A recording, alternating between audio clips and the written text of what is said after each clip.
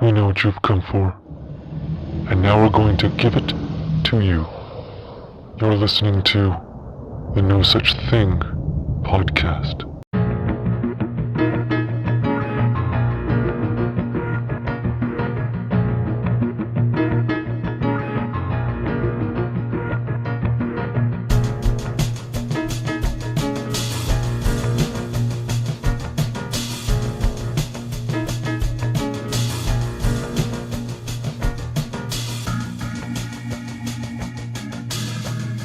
Hello folks, and welcome to another edition of the Talk Tank podcast.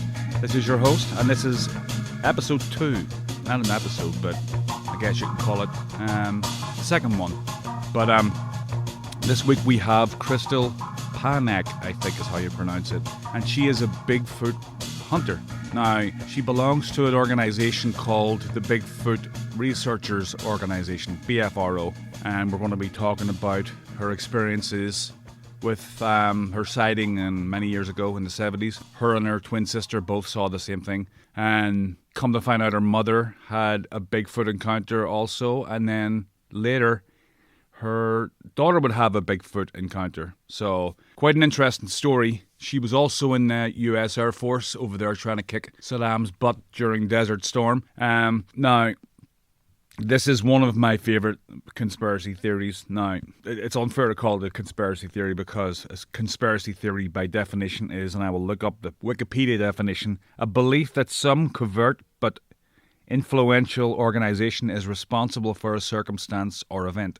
So I guess it doesn't really qualify, but you know what I mean. It's kind of under that blanket, that umbrella of theories and myths and monsters and all the rest of it. But my actual personal favourite is that Paul McCartney died in, I think it was 66, and was quickly replaced by a lookalike. That's a podcast in itself. I might actually go into that podcast because that conspiracy theory is probably the most elaborate before 9/11 that I've ever seen. It's amazing, and the thread of that conspiracy runs through all of the Beatles albums, and it's a fascinating one.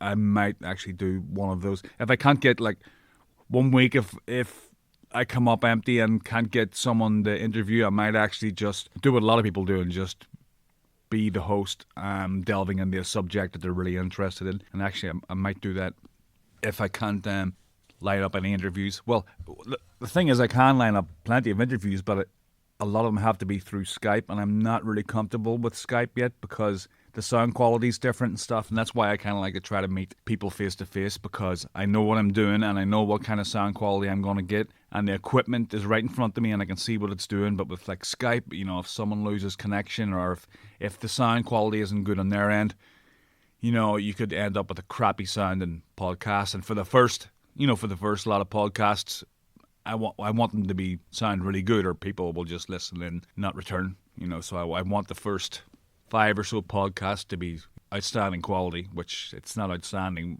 at the minute, but it is pretty good. You know, I did get a couple of good microphones, but I have a whole Skype set up now, so I can talk to anybody around the world.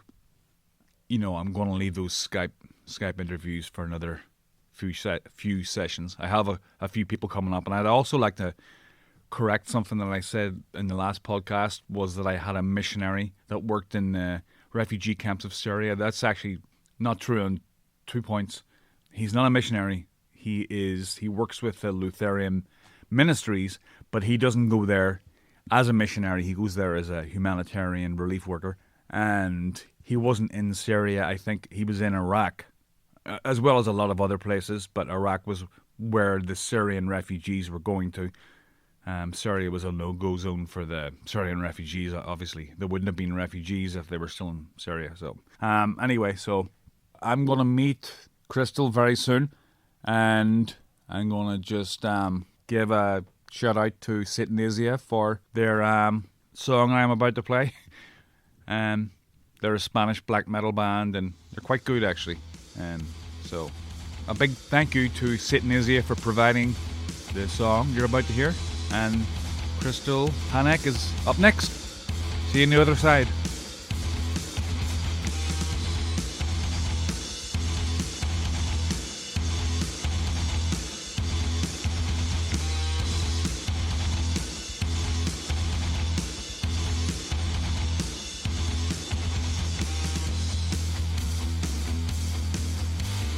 it's just going to be a conversation.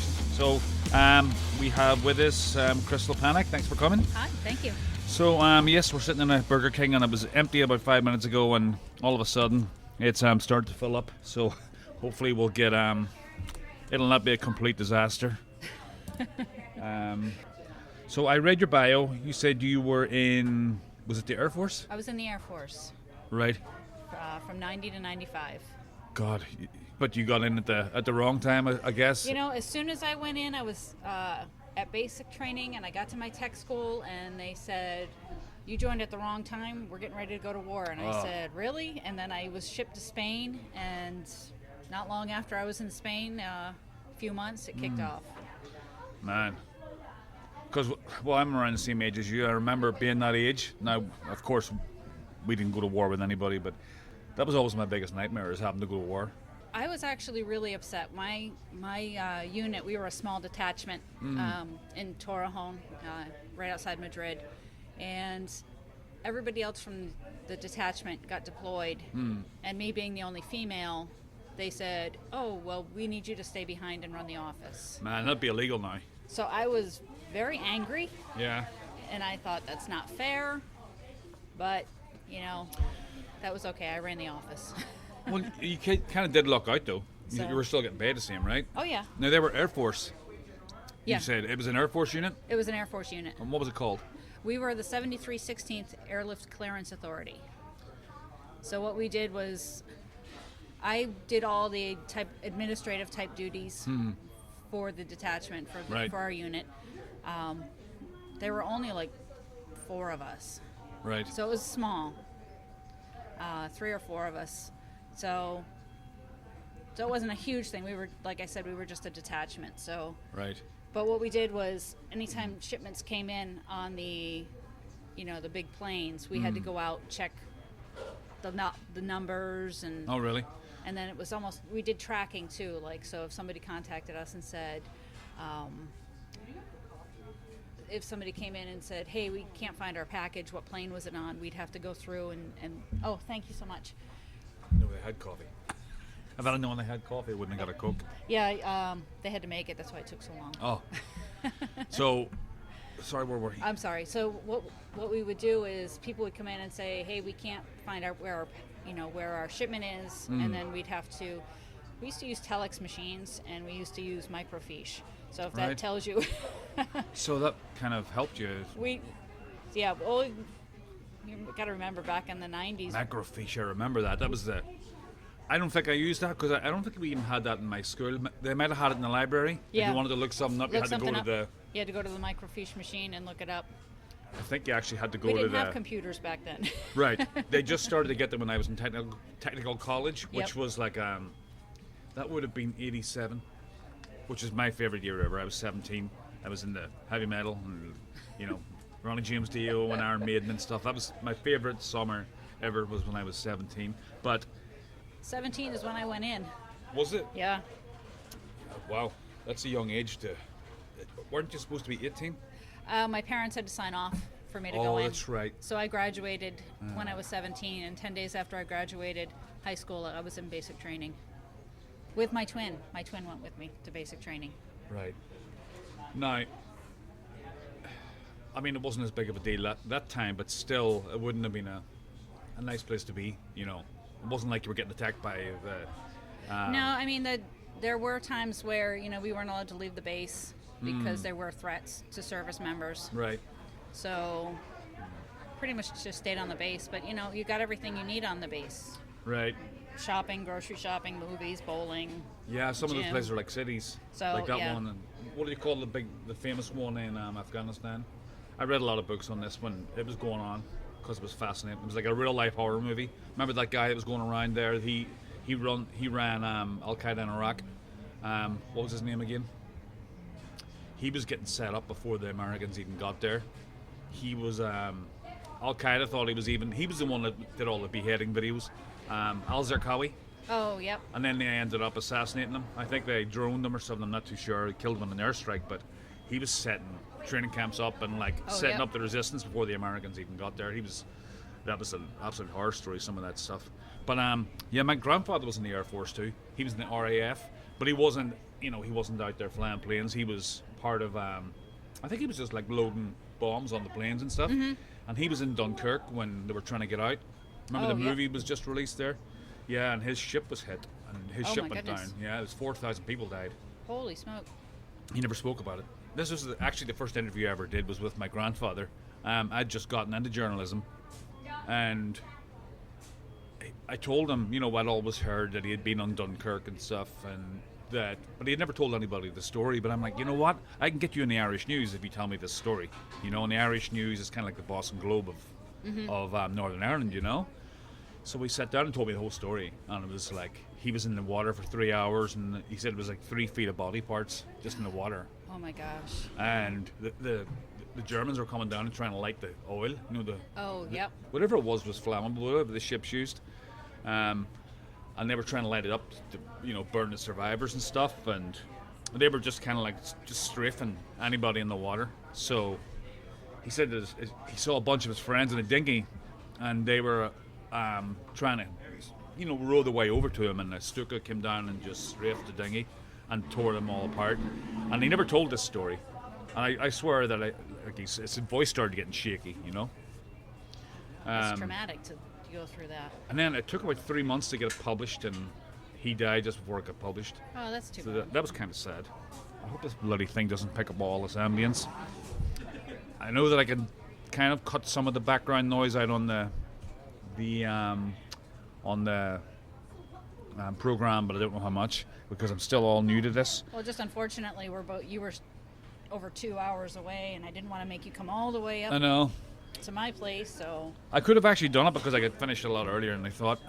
2 hours ago I was plastering a ceiling, and now I'm sitting down. I'm doing an interview with a Bigfoot sighter. I actually checked the website out, and your sighting isn't on there. It's not. No. And the reason it's not, I actually have gone out and looked at the case file. Right. Not all cases are actually public. Really? If you look on New Hampshire, Right. you'll see we only have like 9. Yeah, there's only a couple. There's only a few.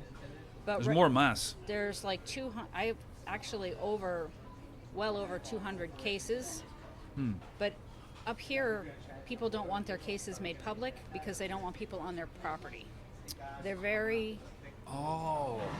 Okay, because if you make it public, then people are going to look at the website, and go, oh, well, there were sightings here. I'm going to go check it out. Oh, that's a good idea. It's smart. A lot of people don't want anybody on their property, or they don't want their neighbors to know. It's kind of still taboo up here. Really? Well, do you want to hear a joke? I'll tell you a Bigfoot joke. It's not actually my joke, but it's that you're more likely to encounter Bigfoot than you are black people looking for Bigfoot. Which means that the demographic is always middle-aged white men. Honestly, that's a I Joe hate to Rogan say joke. That is true. And that's why when I heard of your encounter, I'm like, oh, that's a totally different angle. A woman who has experience sighting Bigfoot, So that's why, because Stephen had given me a couple of names, and I called them. They were guys, but they didn't respond at all, or their phone wasn't working. I'm like, no, Steve, these guys aren't getting back to me. And he said, of another possible site E, I don't know what you call you guys, encounter E, but so anyway, so I'm surprised the other ones didn't get in touch with you too. But anyway, so let's go back to the start. While we're here, so you had now is your twin sister still around? She is. Oh, okay. Well, that was why our report isn't public. Also, She's still there. my mom and my twin didn't want to get in touch with the investigator and talk to the investigator. My twin doesn't want anything to do with Bigfoot, and I want to do a hypnosis session, and obviously I would want her involved for us to each go through a session. I'm probably jumping way ahead here, but I want us to do these hypnosis sessions, do my encounter, what I remember, then her have a session to see what she remembers, and then kind of put them together and see what the outcome is. If they match up? Yeah. Or if you remember anything afterwards. Okay, so let's go back to the start. What year is it? 78. Okay. So we were just turning 6. So it was our 6th birthday. So Elvis died, didn't he? I don't know what year he died. Or was it 80? I'm not sure. Anyway, I couldn't so tell you. so it's 1978. Yep, And October. And where is it? Upstate New York, Oswego, New York. Yep, Oswego, New York. And yeah, go ahead and tell the story. All right, so we Let me get closer to the microphone. can you hear me all right? Yeah, I think you should do. We came home one night. We had 3 trailers. Our trailer was the closest to the woods. We had gotten home, and my mom, obviously we're all going in the house. My mom had noticed something wrong. The back door was practically ripped off the hinges. So my mom rushed us back out to the car, and she called the sheriff. The sheriff came out. Was it a trailer park or just the? Yeah, there's still only 3 trailers there. It's it's like a lot, Right. with just 3 trailers. And it's funny because I went out to Google to look, and still 3 trailers there. Really? And it's still all woods and forests Stood the and test of time. swamps, and I want to go back there really bad. My aunt still lives up that way, which isn't too far from where it happened, so I'd been toying with the idea of maybe going up there, staying with her for a week That'd or be something, cool. and do some investigating, talking to the neighbors, see if they have any encounters or anything. Yeah, that'd be. But so anyway, sheriff came. Nothing was stolen. Nothing was missing. I don't know how my mom and dad closed that back door.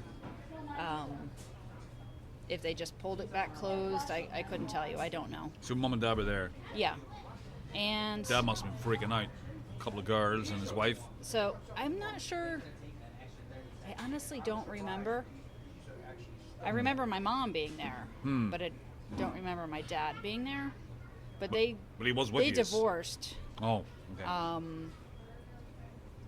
not too long after that, I believe. So I don't know what the whole outcome with that was. But so yeah, I just don't remember. I don't remember that.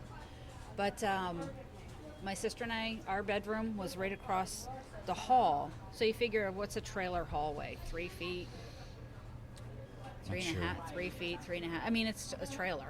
The house that I grew up in was kind of like a trailer. It was economy housing built after, like, when Hitler bombed Britain, he also bombed, like, Northern Ireland a little bit. So they had a shortage of housing, so they built these prefab houses that you sometimes see in, like, army bases and stuff. Yep. So the British government built a lot of them, and we lived in those all our lives. And they were, like, probably about the same size as a trailer, 3 bedrooms, and probably, like... Yeah, 2 bedroom, 1 bath. Bath, the kitchen and the living room in the front. Yeah. Little hall, bedroom, bathroom, and then the last bedroom was in the back of the trailer. Is that where you were? No, we were in the first one. So it went kitchen, then the living room, then our bedroom, Okay. and then the door that was busted was right across from our bedroom door. So it was diagonal. So you could be in our bed and look at that door. So what happened was, I don't know what time it was, my sister woke me up, Crystal. So I sat up, and as soon as I sat up, there's this large, hairy creature standing in our doorway. When I look back on it now, obviously then it was gigantic, a big hairy creature. You could tell it was hairy just because it was backlit from the hallway light. Was it inside the... It was inside. It was standing in our doorway. Now, how big is a trailer, though? That's what I was trying to. Now when I look back, I say, what's the height of a trailer door from the 70s? 7 feet. It's got to be. Yeah, so I guess it's So the still head pretty was big. probably, because this is what we could make out, the shoulders with the light coming through. Right. So when I look back now, it had to have been a juvenile, I would assume, at that height. Yeah, how tall is a trailer door? Yeah, it's got to be more than 6 foot anyway. I would think, 7 feet, I'm assuming. Yeah, it would have to be. So it was a little over 7 feet, whatever it was. But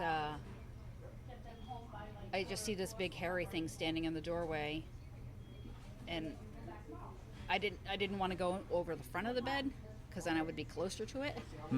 So I squeezed myself between the wall in the bunk and squeezed myself down into her bed, down on the bottom bunk. And it started walking in. Jesus Christ. And that's all we remember. That's so weird. Neither one of us, everything's black after that. Neither one of us can remember it, nothing. It's just black. So I know a lot of people say, oh, you were hit with infrasound, if that's what they call it. Right. They say, Indians, Native American Indians say that some Bigfoots can do that, make you forget things. But we don't remember anything from that point of it walking in the room to it leaving. We just don't remember anything. We woke up huddled together in the bottom bunk. I mean, we didn't even, screams, no nothing, just nothing would come out. I think you're just in shock. It'd be different if you're by yourself. You could, say it was night terrors, but both of you seen Luckily, I wasn't alone. I mean, that's my only saving grace, is that I wasn't alone. Because I had her there as also a witness.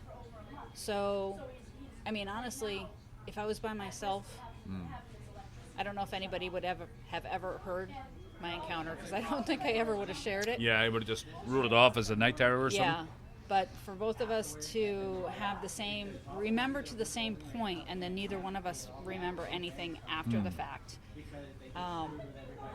which just makes it odd. So, but the next morning we woke up, we were huddled together in that bottom bunk.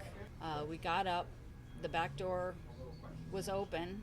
We walked down the hallway to the living room, and we had the big bay windows facing the backyard. And we looked outside that window, and this thing was crouching down behind. Still there. It was still there, and it was crouching down behind this vehicle we had in the backyard. And it made eye contact with us, which is funny because I can't remember facial features. That's what's so aggravating, is all I can remember are its eyes. So this thing made eye contact with us, stood up, turned around, and then just walked into the woods. That's strange. So it's a bizarre encounter. So it's not like a road crossing encounter. It's not like, we just saw it outside. So what I want to do, this is where the hypnosis thing comes in. I want to do I've been thinking about this for years and years and years. I want to do this hypnosis session, but I need to find the right person. I don't want implanted memories. I don't want false memories. And I would like it recorded to get the real emotion from the encounter. That'd be a good YouTube video. What's that? That'd be a good YouTube video. I would be very interested to also have my sister do it, like I said, and then do the 2 separate sessions, then combine the 2 and see what we remember. Right. So last time I talked to her about it, she wasn't interested. She didn't want anything to do with it. So I'm kind of begging her and kind of talking to her. Is she still living out there? No, she's in Maine now. Oh. So, so you tell us your mom the next day? Yeah, so the next day, after we had seen it, I walked into the woods. When my mom got up, we told her about, I don't remember the exact words we used, monster. I mean, I don't know what we used for words, but it was then that she told us that when she was a little girl, she had seen something in those same exact woods. Really? Where it had, she was out building a snowman, and this, she kept feeling like she was being watched, and my grandfather opened the door with the dog, came outside, the dog took off across the street, and this large hairy creature just stood up out of the snowbank and turned around and ran off into the woods with the dog chasing after it. Really? So they walked over and saw these big giant footprints in the snow. So she saw it stand up, turn around, and run into the woods. It doesn't seem to hurt people, though, does it? No, I've never heard any encounters where it has. Yeah, that's why people can kind of like joke around about it, because it's like nobody ever seems to get hurt or anything. So I don't think they want anything to do with people. Yeah. This one was just being rambunctious or something. I think this one that we encountered was a juvenile when I look back now. And maybe it was just curious, because my sister, back in the 70s, you're always outside playing. You're on Yeah, the I swings, know, you're yeah. laughing, you're being kids outside. You're not, we didn't have computers. Bloody So Fortnite. I'm thinking that, maybe this thing was just out there. It was curious about us. I have heard other cases with door, trailers with doors being broken. I don't know why they're interested in maybe they're easier to get into. I don't know. Yeah. Like campers. I mean, you hear campers, people who are out camping and campers having encounters, or their campers being shook. Now we'll get to your daughter in a minute, but she thinks she's still eating. But you're part of is it BFRO? Mm-hmm. Now what The are they? BigFoot Field Researchers Organization. Right. Basically, Now is that a full-time job for you? No, it's volunteer. Okay. So we're all volunteers. We don't get paid for it. I love to do it because I get to hear other people's encounters. Mm-hmm. I get to go out to witness locations. I do this because I need answers. Right. It's kind of like a lifelong. Yeah, like what did I encounter? What did I see? What are people seeing? Yeah. I mean, I know people say you'll never have the answers until you have a body. Oh, I know. Yeah. And I hate the thought that you would have to kill one to get the answers you need. But I'm surprised somebody hasn't, like a farmer or something, hasn't shot one or something. of course, there's always the conspiracy theories that people have shot them, and that the MIBs, the Men in Black, are coming in and taking the bodies. That's true. You hear that when Mount Everest, was it? No, not Everest. Edna? Just, Mount St. Helens. When Mount St. Helens erupted, St. Helens, that's right. that there were bodies found. Really? And that they came in with helicopters, scooped the bodies up and took them away. Really? And I'm looking for answers. And I don't know if it's because of my encounter, but I don't want to say I'm skeptical about every encounter, because unfortunately that's all my encounter is. It's a story. It's my encounter, but there's no proof to back it up. Right. Which is unfortunately a lot of cases. Daniel Perez said it the best.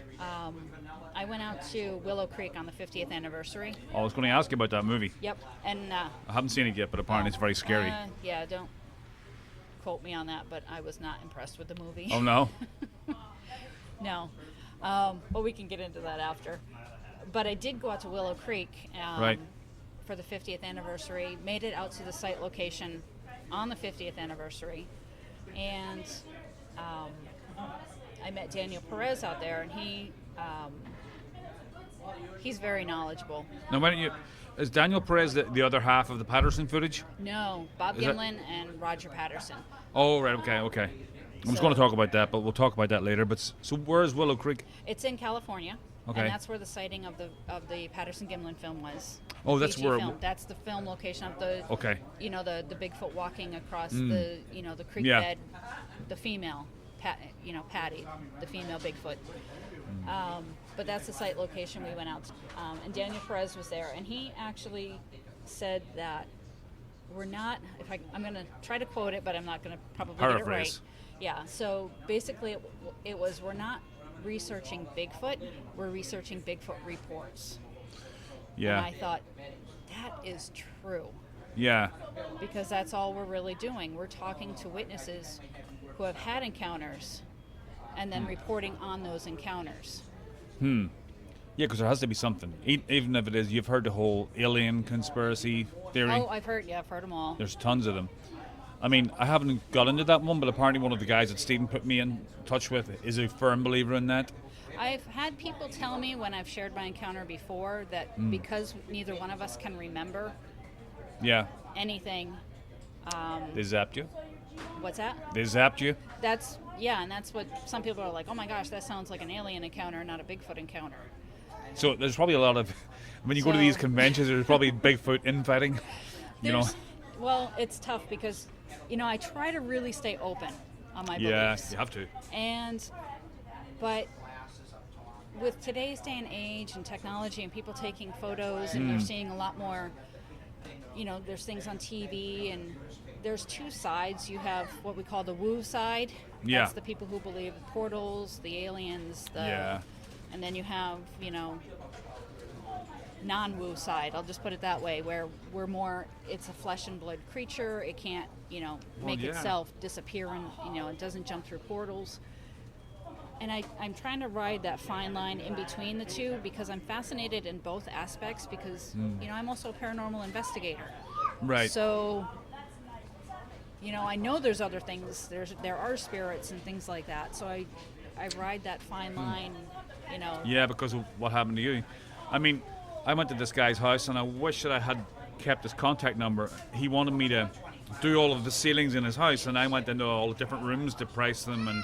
But he had an office, and it was just full of like Bigfoot memorabilia and paraphernalia, and he had a map with all the sightings on it. So obviously he was a researcher, and I never got the job, so I never went back. And I wish I had kept his name or something, or made a note of it. Was that in New Hampshire, Mass? It was in Mass. It was somewhere like out in Harvard or somewhere like that. Very cool. Yeah, and I wish I had kept his name. But so, do you ever run across people in the conventions or that are just full of shit and give you a bad name?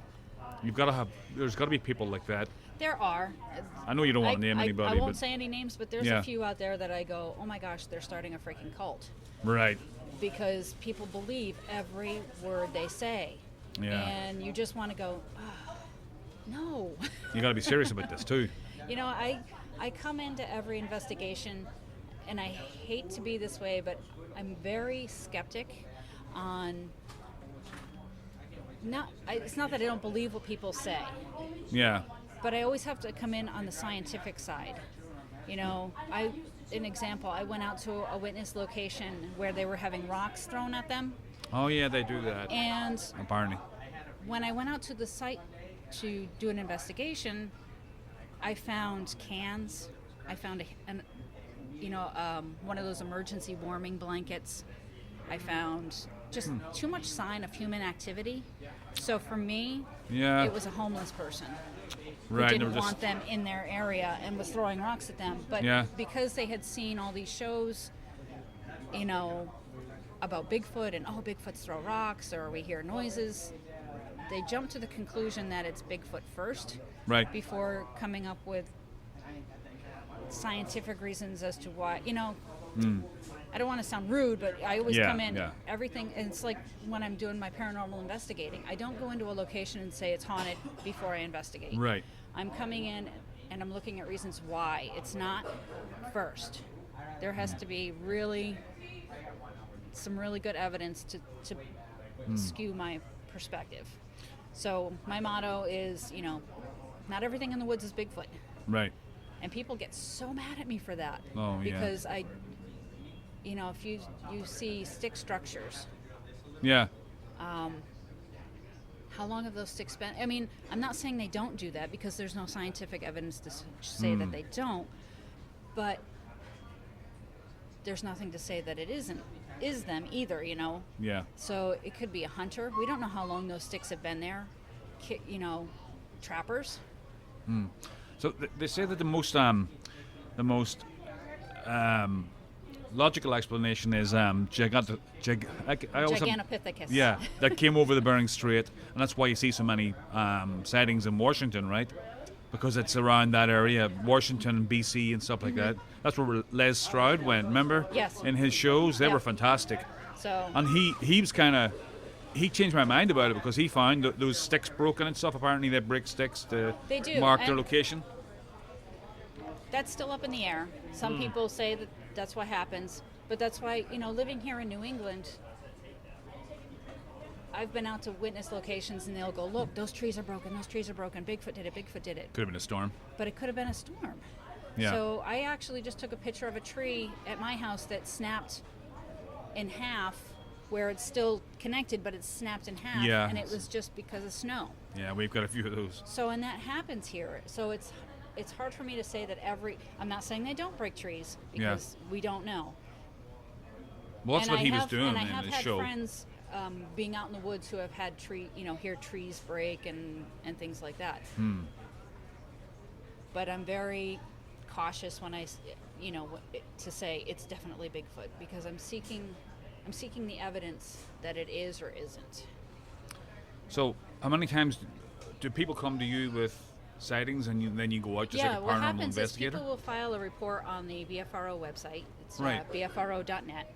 Right. You can Yeah. file a report. If it's in the state of New Hampshire, I handle all the New Hampshire cases. Oh, really? So there is another investigator here in the state,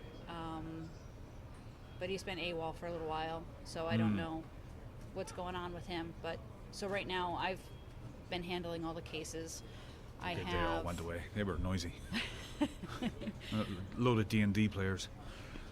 Oh, is it? I couldn't hear him. I think so. They just. I like to categorize everybody. My wife gets mad at me. I don't know. It just makes life more simple when I can put people into a little box. But anyway, yeah. So you handle all the New Hampshire cases. So people will file a report. I'll take the report. Usually I'll send off an initial email. You know, I received your report. When would be a good time to call you? Just to try to make contact with them first, and then usually we follow up with a phone call. Phone calls, depending on the case. There's been times I've been on the phone for 3 hours. Wow. We just start talking and getting into Bigfoot, and I just love talking to people. Well, about yeah, their it's encounters. interesting. It's a bloody interesting subject. But like right now, I think I'm working. I have over 25 open cases right now that I'm working, not including the backlog that I still am trying to close up, because I came on in 2015 with the BFRO. You know, we are volunteers, so we need to find time to also do our work and our lives. Yeah, and do for sure. It's the investigations. So, and it's harder, I think, for me sometimes being the only active New Hampshire investigator. If I go out to a witness location, I usually call my friends from the Massachusetts BFRO to come up and help me, because I won't go to a witness location alone. Yeah, that's especially a good idea. being a woman alone. Yeah. So unfortunately, sometimes it's harder to get out to a witness location because they're usually out in they're busy rural areas and stuff. Yep. So you could be going anywhere.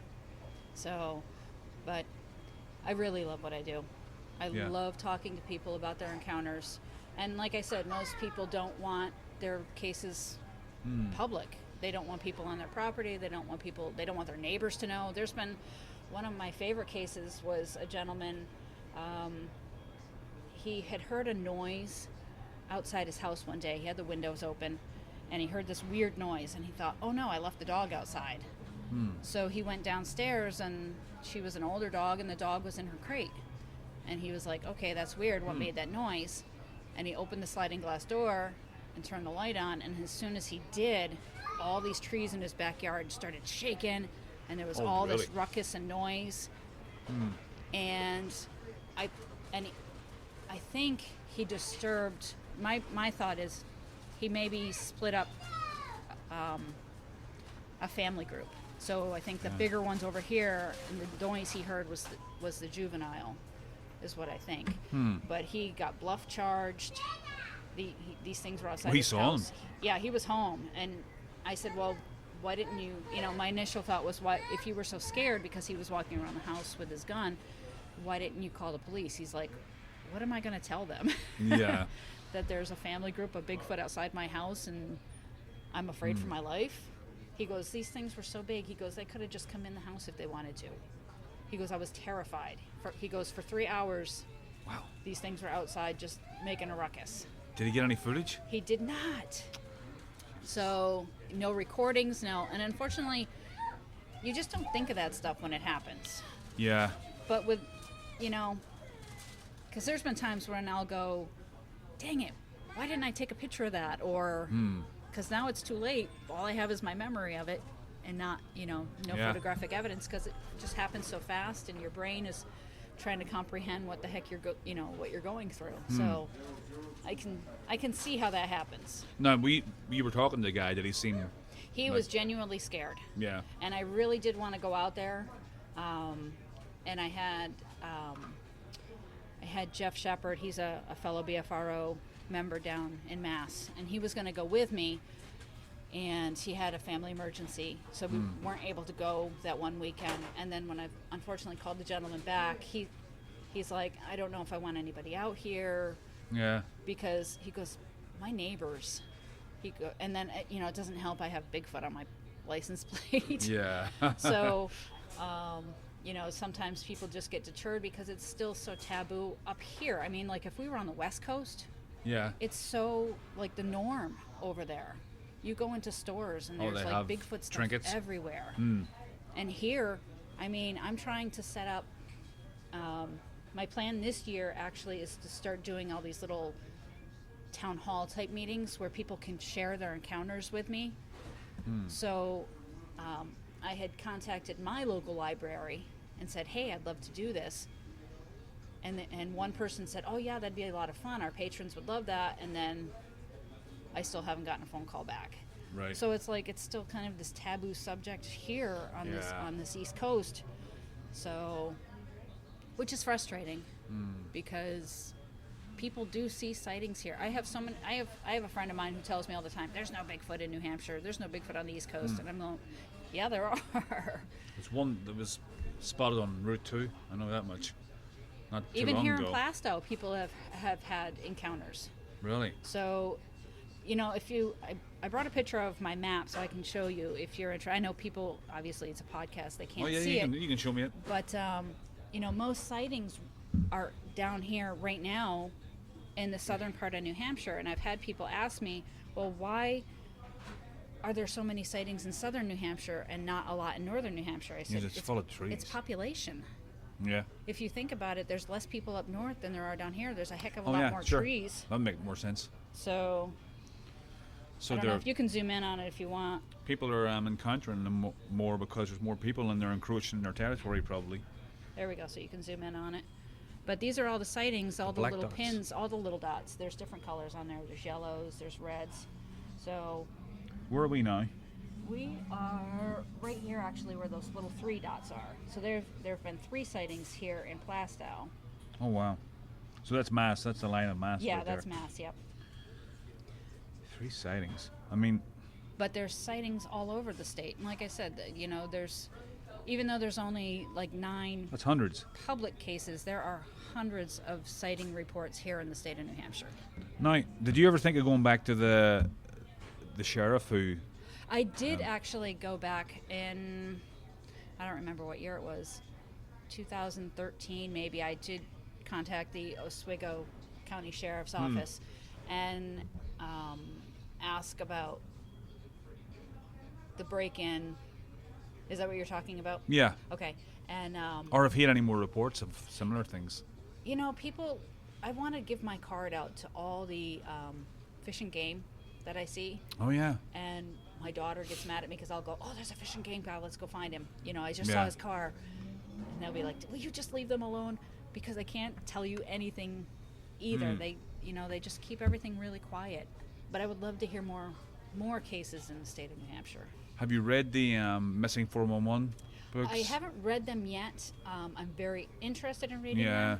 And it makes me go, Yeah, it's a strange one. So I missed the, I guess they just had a show on history or with David Plaistow and his Missing 411. Yeah, I think didn't he was see on... It, so I haven't read the book, but I think he was on Joe Rogan, and he didn't come out and say Bigfoot. But he was talking about all these people that go missing in national parks. Well, that's like that little boy that they found. He was missing for, 2-3 days? 3-year-old little boy down in like North Carolina, South Carolina, something like that. Missing for 2 or 3 days. They finally found him like 40 yards or something from his grandmother's house in a briar patch, but he was warm, and he said that a bear protected him. Jesus Christ, wouldn't that So it makes you wonder, like, what is this bear that he saw? Because in this time of year, I mean, now North Carolina, do bears hibernate still down there? I would think so. I'm not sure. So, but this bear protected him. That's what I would think. So now, it's going around the Bigfoot community like, what was it, a Bigfoot? We'd love to see a picture of this bear. I'm sure the parents were freaking out. Oh, I'm 3 sure. days. I couldn't even imagine. They thought he was kidnapped. That would scare me. Do you listen to many podcasts? Very rarely. Yeah, that's all I do now. That's why I got into this, because I listen to so many podcasts. I'm like, I could I've do done this. A few.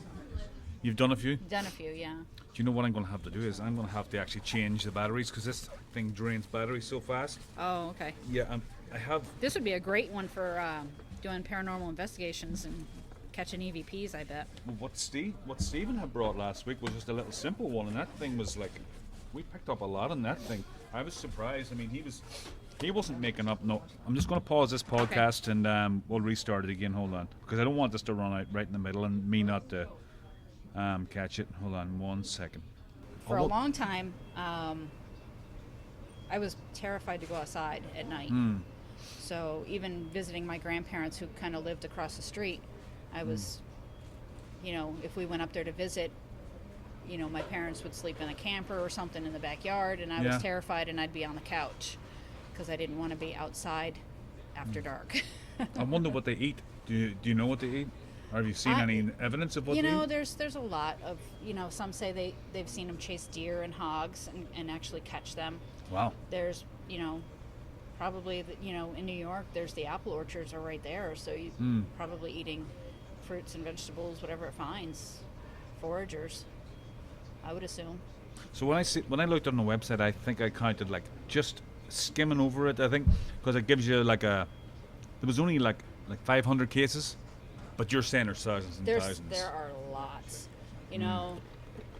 Like I said, like even alone in the state of New Hampshire, I have 99 still in my backlog. I'm working on about 25 to 30 open cases right now that I'm working. But if you look on, on the website, there's only, like 9 public cases, and that's just because people don't want their information made public. Yeah, it's like that. There's a website, Shadowlands, is it? And it's all the haunted places in America. Oh, okay. And one of them is the Spidergate Cemetery up in Spencer, and the police. They had to close it all off because there was so many sightings. People kept going in there. Yeah, and vandalizing and stuff, and the police now patrol it nightly. Oh, yep. And I wanted to go up there and have a look because apparently it's just crazy the amount of stuff you see up there. I'd never really seen anything. If you get permission, so if, always just ask, get permission. If you get permission, then you can be there. Yeah, maybe. But I mean, that's why I love ghost hunting as well. And people say, how can you go into haunted places, or how can you go out in the woods and look for Bigfoot? I'm not afraid of the animals, and I'm not afraid of the spirits that I might encounter. Right. I'm afraid of the people I might encounter while that's I'm true. out there. Yeah, I've listened to a lot of true crime podcasts, and some of it's pretty scary. The people. Well, that's why I won't go out, on an investigation alone ever. Even hiking up in the, in the mountains. Yeah. Even on the hiking trails, I know. Always have to have somebody with you. So.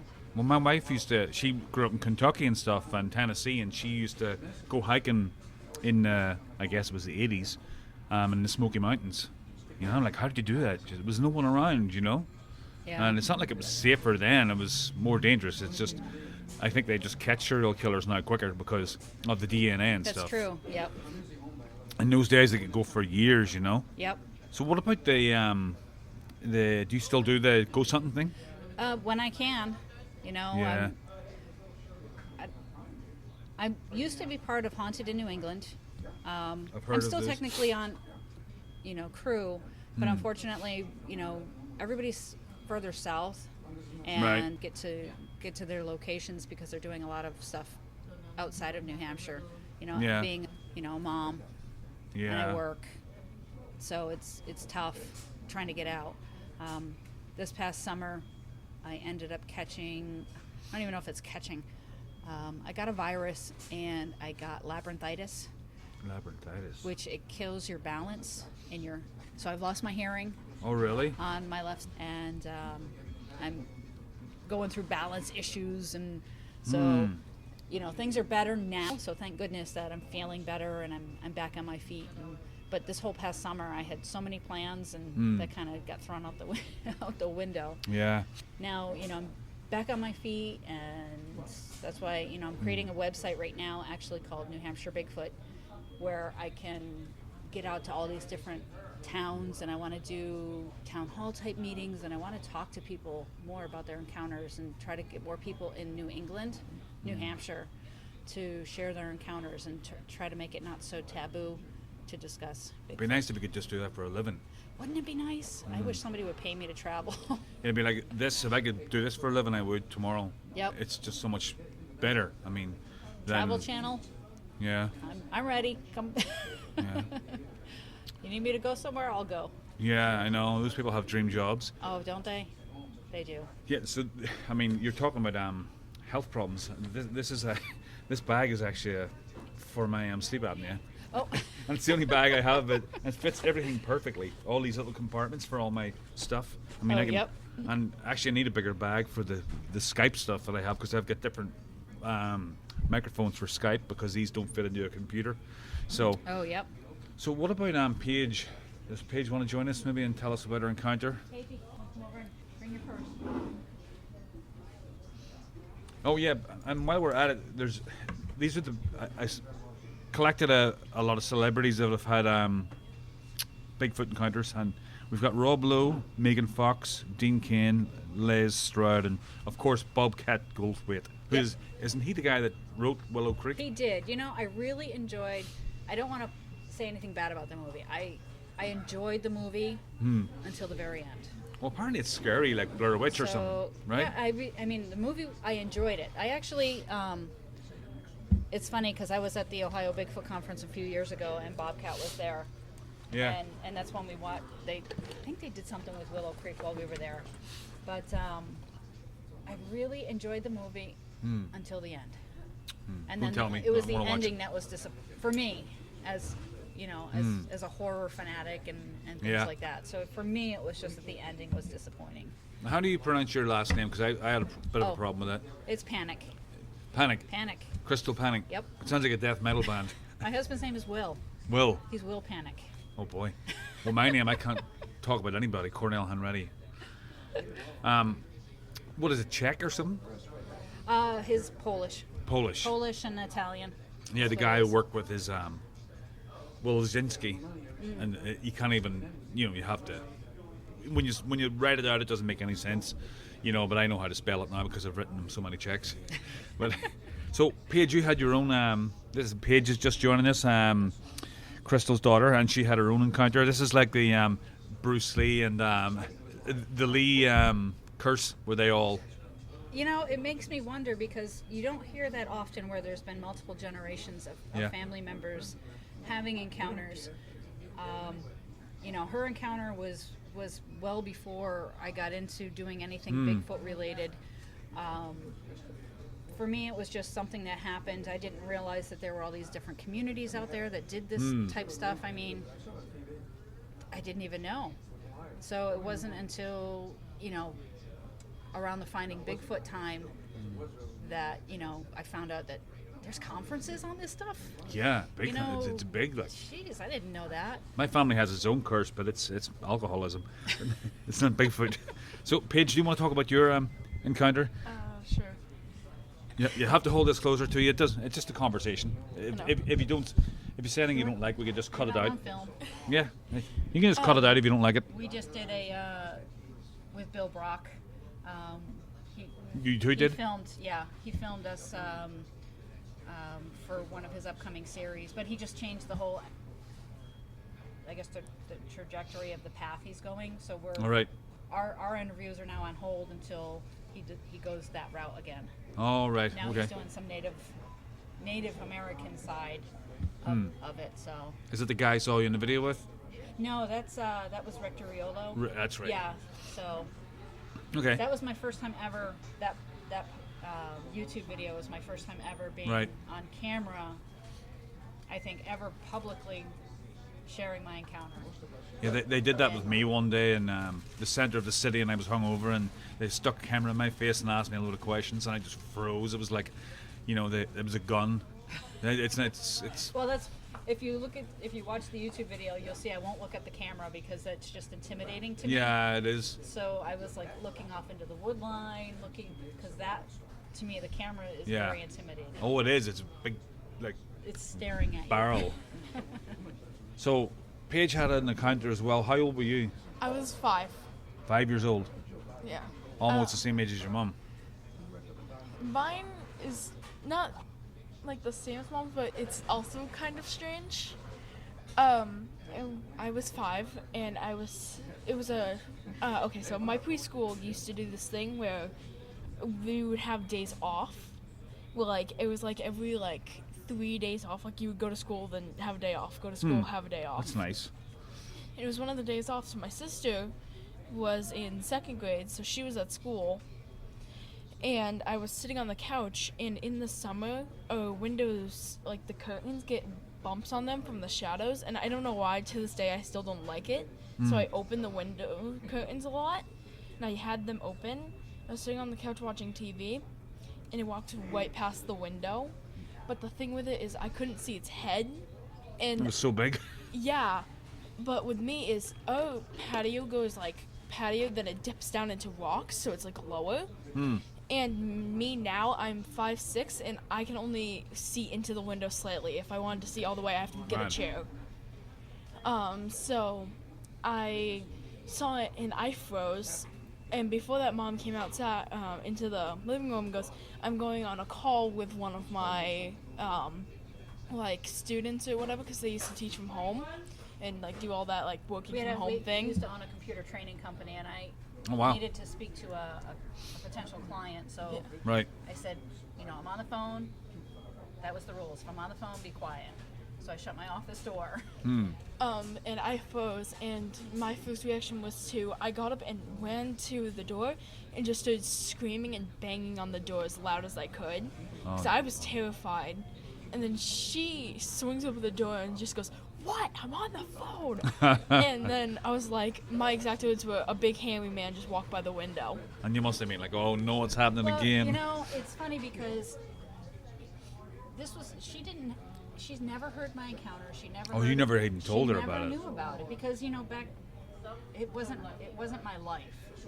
Right. Until after she had. Because they were too young and you were too busy. Yeah, I mean, life, gets away with you. So Yeah. I really, like I said, I didn't even know that these communities existed, and it wasn't until after her encounter that I started doing a lot more research and doing. I remember when the internet first came out, real quick, and then we'll get back to your story. When the internet first came out, I sat down at the computer one night, dialed in, the old, Yeah. connection with the router, and you're making all that noise, and I log into the internet, and the first search I ever did on the computer was Bigfoot. And I ended up finding this Bigfoot forum. And GeoCities or something? Probably, it was like mid-90s, like 95, 96. I couldn't even tell you. But that was the first time I ever shared my encounter. And as I'm typing my encounter up on this forum page, I'm shaking like a leaf. Like, I can't believe I'm telling people that this happened to me. And as soon as I hit send, hit enter and sent it, I kind of freaked out, and I never went back out to that page again. So I don't know if any comments were ever made, because I was terrified. Like, I can't believe I just told people about my encounter. And then that was the last time I'd ever really gone out and looked. Because like I said, I didn't even know these communities existed. So continue. These things are really sensitive Sorry. to pick up everything. I'd like to continue on. Well, she's banging on my door, and I'm on the phone with a client. I'm trying to cover the phone up, like, I'm gonna shoot her. I can't believe she's on your... So she's just in hysterics, and she's banging on the door, and I'm like, so finally I said to the customer, "I'm sorry, can I give you a call back?" So I hung the phone up, and I went over, ripped open the door, like, and what are you doing? I'm on the phone. But then I just see she's a mess, and she's clinging to me, and I'm like, what's going on? What's going on? And that's when she said, a big hairy man just walked by the window. So I'm having flashbacks, like, what is going on? So then I'm like, I run to the window and I'm looking out, and I'm like, a bear? And she's like, it was not a bear, it was walking. And I said, well, where did it go? And she said, it walked into the woods. And is this up in where you live now? Where we live now. So I said, we were home alone. And I'm like, I'm going to go walk out the front door, because now I want to go see if I can hear anything. And I'm walking, and she's like hanging off the back of my sweater. And she's like, the feet are dragging, and she's like, no, you can't go outside, you can't go outside. So I didn't go outside, and now you look back, it's hindsight, and you're like, oh, smack in the head, like, why didn't I go outside, Why didn't I look for sign? You just don't think of that stuff. Right. And I mean, now I would be the first person running into the woods to go see what it is. You know, like when I'm even ghost investigating, you know, people are terrified to go to the attic or the basement, and I'm like, I'll go. I'm Really? the first one down there. So, because I'm seeking, I need that evidence. Yeah. You know, Now, do you have a trail cam or anything like that? I do have trail cams. Yeah, I was thinking that'd be a good idea. I've actually been toying with the idea of putting up some, because we've actually had the cabin, we live in a log cabin, Oh, really? and we've had the cabin smacked. It mainly happens to me because I Well, you're a don't night sleep owl. on the weekends. So half the time I'm up till 5 a.m., 6 a.m. Oh, really? Yeah, so I tend to hear a lot at night that no one else hears. And I know we have animals out there. Like, I half the time try to be logical. Because, like, one time I was sitting there and it happened, like, the first time. And I was like, okay. So I got up and I woke Mom up. And she goes, oh, it was probably nothing. Go back to bed. Because I said it sounded like something fell over outside, like, really loud. But then I was sitting there and it was like an hour later and it sounded like something scratched the window. So, Scared the hell out of me. and yeah, I jumped up, and what I think scared me the most was my dog that never barks, my German Shepherd, Foxy, shot up, ridge up, just started snarling at the window. And my instant thought was to run upstairs. And I woke Mom up, and then, like, I don't remember, I went back downstairs, and I turned, like, all my computer off, and I went upstairs. The next day we went outside, nothing. Just nothing. And it was like, Well, it doesn't help. We do have, you know, now the back patio is, you know, concrete. We poured concrete down, and we did find one impression in the garden, but, you know, unless there's, you know, the first time that we've had the cabin smacked, I went out. I didn't say anything.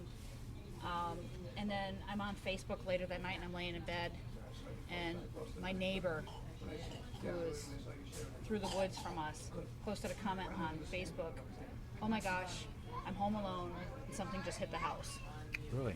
And that was after we had heard something hit our house. but it was loud enough over our TV, which It was loud. shocking because Dad can't hear out of one ear, so our TV's always at like 50, 60. Super loud. Well, you can't hear one either. Yeah. So it was really loud, and then something hit it, like right behind the TV. And we all heard it. It was me, my sister, Mom, and Dad. And we were all like paused the show or movie, I don't remember. And then Dad like runs outside with like, and he's like, ooh, look, and he's like going around the house. And he comes in and he's like, nothing. I was like, But we did find, you know, that next day after I called my neighbor and I'm like, well, I didn't want to say what I thought it could have been, because what would smack your cabin that loud? Yeah. Bears don't smack cabins. I'm not going to say it was a Bigfoot because there was no evidence to that, but I did go out and start at her house and walked all the way through the woods, we have a stream and a river that runs behind our house. So I did follow, you know, that path. I did find some impressions in the moss, but unfortunately, you know, you can't take casting of moss. There's no toe impressions, there's no nothing. So unfortunately, Because it comes back to yeah, its original form. So you could see where something had walked, and it was Yeah. a foot-shaped impression, but without any detail or definition. I'm not going to say that it was a Bigfoot. I mean, there was just no evidence to that, but it was just one of those intriguing stories that happened. And what do you think of the Patterson footage? I love the Patterson Gimlin. You think it's real? I do. I have friends who say, oh, it's fake, it's fake, it's fake. But, and I know they were out there looking to film Bigfoot. Oh, they actually were. That's why they had cameras. But Oh. there had been reports in the area where people had encounters. I mean, me personally, I feel it's real. I've met Bob Gimlin. I've talked to him multiple times. He is a sweetheart. And I do believe what he says happened. You can tell with people when they're full of shit. Yeah. You know. I mean, I've had some friends tell me, well, he was hoaxed because Patterson He was hoaxed. because Patterson contacted Bob and said, hey, let's go out. he's dead now, Patterson, isn't Patterson he? he passed away in 72, Oh, wow. 70, some early 70s. So, But He's long gone. Bob Gimlin is still our only, path to that. That's why on the 50th anniversary they had the anniversary. They did like this little conference, and I went to it, and Bob was there, and it got to go to the film site, and it was really cool. He could have started his own cult. He's such a down-to-earth guy. That's why I believe what he encountered was real.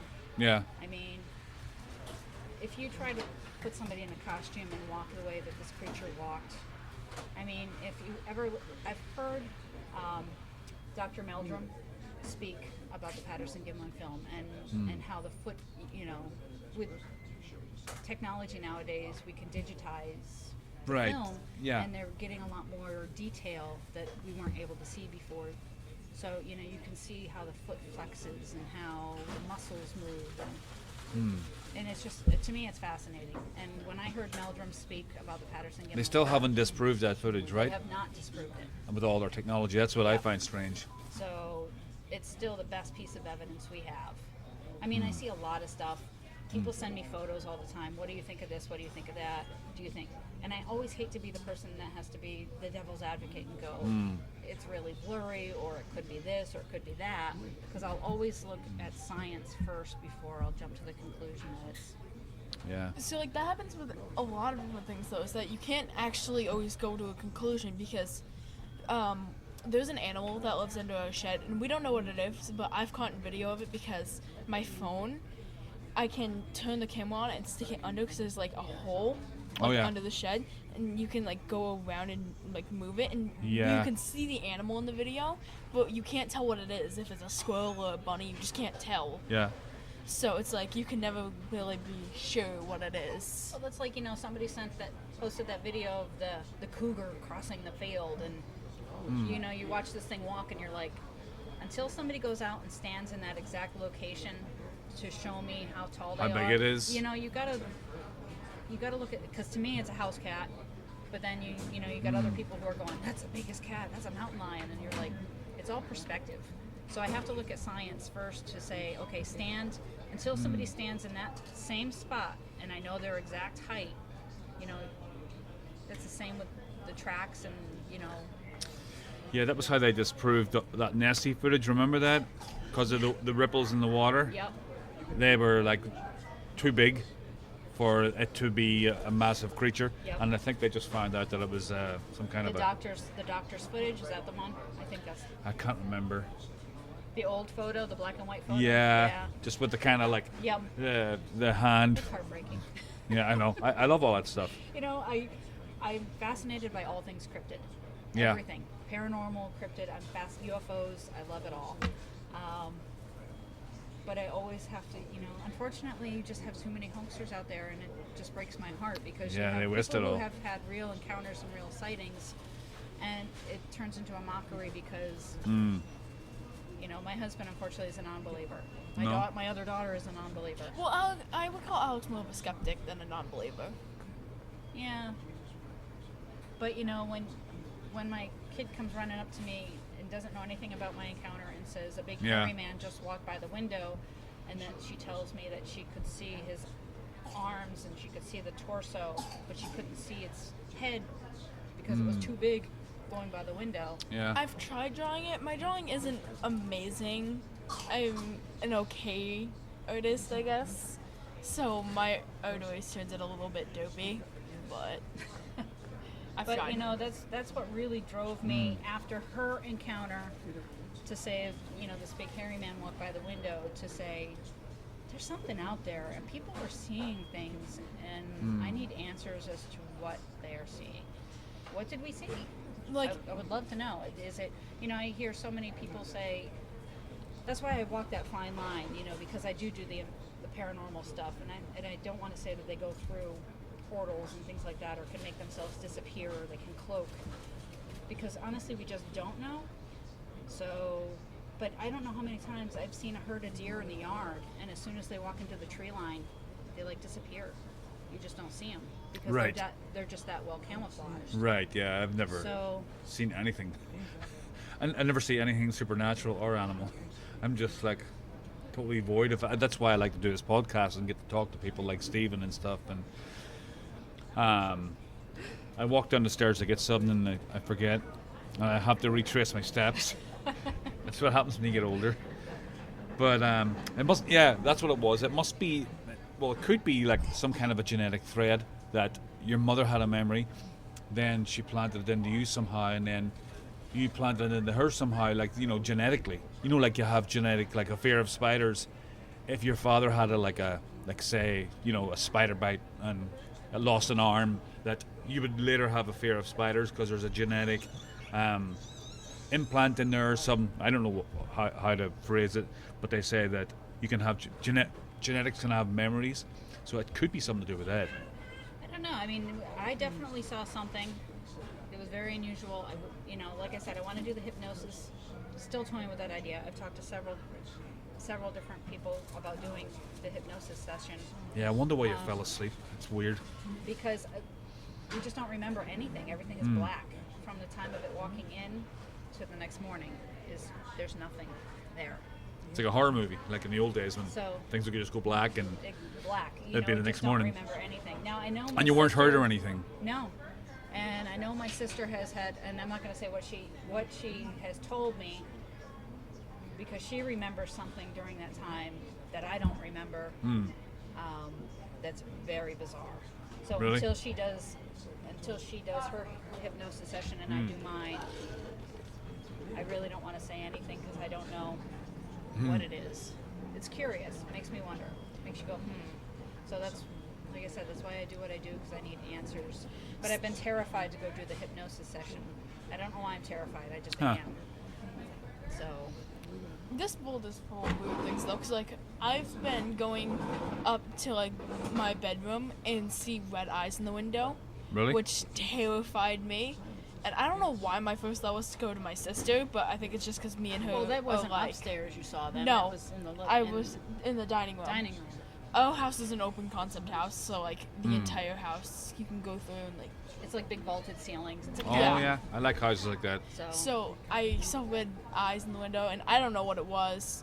I freaked out. I ran upstairs. I don't know why I went to my sister. Like I was about to say, I think it's just because like. Me and her talk way more, and I don't know why. I went to Alex first, and then me and her went to Mom. She was like, "Oh, did you see the like, cause we have the alarm that sits like right on the wall, and you can see the red light through the alarm." I'm like, "No, they were bigger. They were like." But Bigfoot's meant to have red eyes too, though, isn't it? You know what? There's been a lot of reports of different color. I wouldn't say eye shine. I mean, it's eye glow. Like sometimes dogs and stuff, and when the light shines on them, they have a. But it's different. People have had reports of seeing. We have actually, unfortunately, we've had some weird stuff happen to us. We coming home one night, we were coming up the hill, and these red glowing eyes crossed the road in front of us. Just Mothman. And that's no. God, no. She's terrified of moths. Yeah, it's actually a fear. The Mothman? We were talking. No, just moths. Oh, those moths. We just had that conversation on the way here. Oh, really? How moths are terrifying. But we were coming home one night from visiting my sister, and these red glowing eyes, big and fast, went right across the road in front of us. Oh. And it like, I don't even know how to describe it because it happened so fast. I think the funniest bit about that though is my sister was asleep. She misses everything. She misses everything. I was in the middle because I was watching a movie, but I ended up closing it, like, because we have a portable movie player, and I was just looking out the window, and Mom saw it, I saw it, but it, like, Alex did not see it. It She was turned asleep. and looked at us so you could see both eyes, and then it turned and was like just gone. That's exactly what happened to the lady in Mothman Prophecies. It was weird. Did you see that movie? I had a long time ago. Yeah, that's exactly what happened to her. She saw the red eyes and then she crashed in the city. It was flying. You know, it's funny though because we couldn't tell. That's the first thing I did when I got home is I looked up red eyes. Like, what color? This was glowing though, so it's like bizarre. And we live out in the middle of nowhere. Yeah. And it's funny because after that was How long after your encounter did we see those eyes? It wasn't Not long after. It was like maybe a few weeks. a month Yeah. at most. So Because we ended up going up to Maine because we were driving back from Maine. we were driving back from Maine. But you know, it's just, and that's the same thing. I can't say it's Bigfoot, but you know, we encountered something We just unusual. don't know what it was. So But like I still want to ask my friend because his grandparents live in the house that was like right in front of where we saw it. yeah. So Yeah, I see if I've constantly seen want to anything. ask him if like he can ask his Every grandparents time we if they drive ever by, hear I'm like, anything. did you talk to your friend yet? Did you talk to your friend? I don't have any classes with him, so I never get the chance to talk to him. Text him. But yeah, it's fun. We just like doing what we do now, and I kind of drag her now to. Oh, really? She goes to the Must be conferences interesting, though. with me, and she goes, you know, she does everything with me now. There's certain things I don't take her hiking much anymore because you can't. That's like my son now is getting older and he can watch like Terminator and Matrix and stuff with me. It's great. He's like 10. How many kids do you have too? 2, Are you 14 and 16. Oh, mine's 5 and 10, and then I've got 2 stepsons. They're like 18 and 20. So it's fun. So it's always something going on. I'm glad that they're at an age where you can have fun, you know. Yeah. I took her on an expedition once and we were camping. Oh, camping. Oh my gosh, I won't tent sleep with her because she just can't do the tent. You were freaking out. She's terrified. It's not just that though. It rained the night before, so all I heard was the dripping of rain on the tent, and it was terrifying to me. And then the next morning, I'm like, we go out to this waterfall area, and I'm like, oh, this is really pretty. Get up on that rock and let me take your picture. She's like, I'm gonna fall. I'm like, you're not gonna fall. Get up there so I can take your picture. She fell? Yeah, she fell. Yeah, I was like, I'm gonna fall. She goes, no, you're not. Get up there. And I finally stand up there. She takes the picture. And I go to walk down, and I slide and just hit my back. I had to go to the hospital. And Oh, then I was really? like, I told you. All right, no more camping for you. I know. She's All right, guys. Well, that will probably about do it. We've got about an hour and a half. okay. An hour and Wow. 15 minutes. Good So luck thank editing. you. Thank you. It shouldn't be too bad. We got some good stuff in there. So And I like to keep the flow of it like a conversation, so Yeah. that was fine. Might just have to cut some stuff out, but that should do it. awesome. Thanks for coming along. I appreciate it.